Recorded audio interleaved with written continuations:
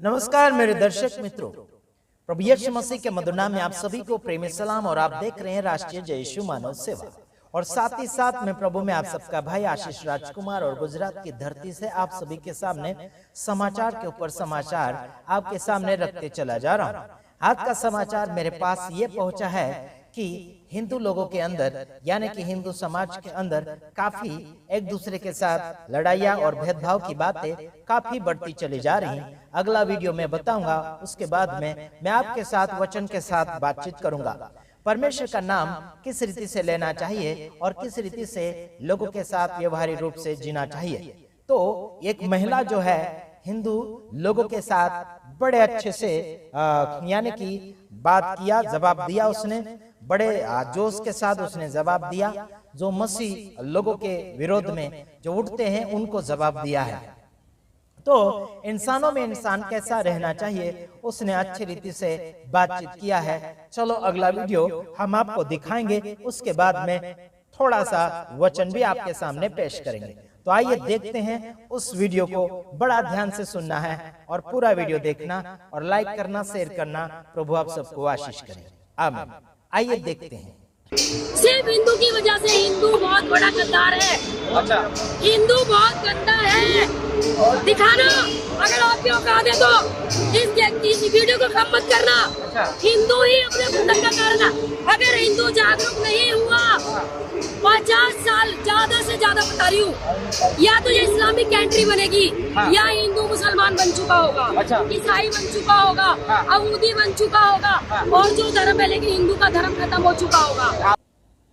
तो आपने इस वीडियो को देखा, बड़े शानदार उस बहन ने जवाब दिया। वो बहन भी हिंदू समाज से ताल्लुक रखती है, और लेकिन कारनामा उसने हिंदू धर्म के कुछ ठेकेदारों का कारनामा उसने बड़े अच्छे से सामने रखा है, ताकि लोग सुधर जाए और किसी का भेदभाव ना करे।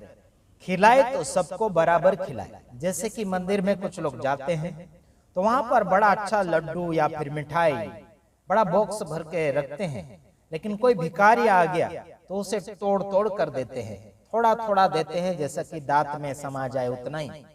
तो इसमें भी भेदभाव क्यों? एक आखिर एक बात आपको बताना चाहता हूं। हम जिस परमेश्वर की बातें करते हैं, जिस परमेश्वर के साथ हमारा एक खून का रिश्ता है, उस परमेश्वर की बातें हम जब इस संसार में प्रकट करते हैं तो भेदभाव के साथ बिल्कुल नहीं। आज मसीह समाज को हैरान किया जा रहा है, मुस्लिम समाज को हैरान किया जा रहा है, और बाकी अन्य छोटे बड़े समाज को भी हैरान किया जा रहा है। कोई पानी के नाम पर हैरान, कोई खान पीन के नाम पर हैरान, कोई भगवानों के नाम पर, ईश्वरों के नाम पर हैरानगी, कोई धर्मों के नाम पर हैरानगी। कौन ऐसा मचा रहा है? अधिकतर सबसे ज्यादा किसके भूले और किसके दोष सामने आते चले जाते हैं यार, वो है हिंदू धर्म के भगवा कपड़े वाले, है ना। वो बहुत ही ऐसे भटक गए हैं जो अपने आप को भी नहीं पहचान पा रहे। वो खुद जानवर है या फिर इंसान है, उसे भी पहचान नहीं आ रही है। तो आइए, हम आपका विरोध नहीं कर रहे हैं, बल्कि आप सभी को याद हम दिलवाते हैं कि परमेश्वर को जहां वहां ढूंढने की जरूरत नहीं है, जहां वहां नाम लेने की जरूरत नहीं है, जहां वहां उठ बैठ करवाने की गरज नहीं है। परमेश्वर को लोग पहाड़ों के ऊपर बिठाने के लिए कोशिश करते हैं, कहीं रोडों के ऊपर बिठाने के लिए कोशिश करते हैं, कोई झाड़ों के ऊपर बिठाने के लिए कोशिश करते हैं, कोई झाड़ों के नाम में परमेश्वर को ढूंढने के लिए कोशिश करते हैं। कोई तो पीपल में ढूंढ रहा है, कोई तो लीम में ढूंढ रहा है, कोई बड़ में ढूंढ रहा है, कोई गाय में ढूंढ रहा है, कोई पत्थर में ढूंढ रहा है, कोई पानी नर्मदा में ढूंढ रहा है। कहां कहां ईश्वर को खोजने की तलाश में इंसान ने अपनी जिंदगी को सन्यासी बनाकर रख दिया है। कुछ लोगों ने ऐसा किया है, और कुछ लोगों ने अपने आप को भगवानों के नाम पर या फिर धर्मों के नाम पर या फिर जाति रंग रूप के नाम पर बहुत कुछ हंगामा मचा दिया है।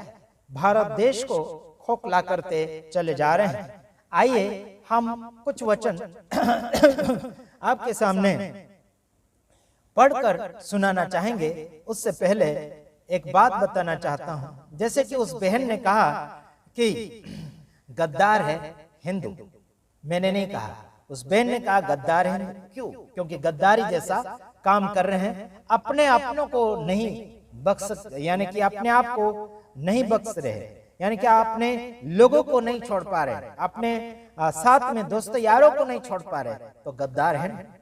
हाँ, तो मैं एक और बात बताना चाहता हूं कि भला करना सीखें, है ना। भला करना इंसान जब सीखेगा तो ईश्वर को पहचानेगा।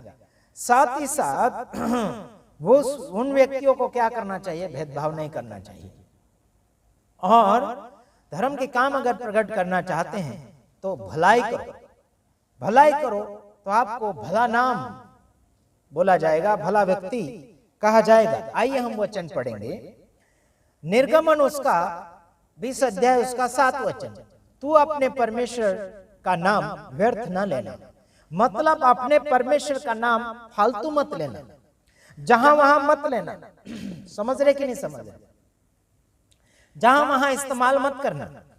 कई लोग झगड़े में भी इस्तेमाल कर रहे हैं परमेश्वर का नाम, कई लोग जाति और रंग रूप के भेदभाव में भी परमेश्वर का नाम इस्तेमाल कर रहे हैं। मेरे कहने का मतलब है, भले आप किसी को भी मानते हो, कोई भी परमेश्वर को आप मान रहे हैं, तो मैं जिस परमेश्वर को मानता हूं उस परमेश्वर के नाम में एक बात सुनाना चाहता हूं। उसी परमेश्वर ने यह कहा कि परमेश्वर का नाम व्यर्थ नहीं लेना, है ना। इस किताब में मूसा के द्वारा ये जो वचन पहुंचे, यानी कि परमेश्वर ने मूसा को दिया ये जो वचन 10 आज्ञा, ये तो मूसा को परमेश्वर ने दिया कि ये बातें लोगों को सिखाना है। कई वर्ष बीत चुके हैं जो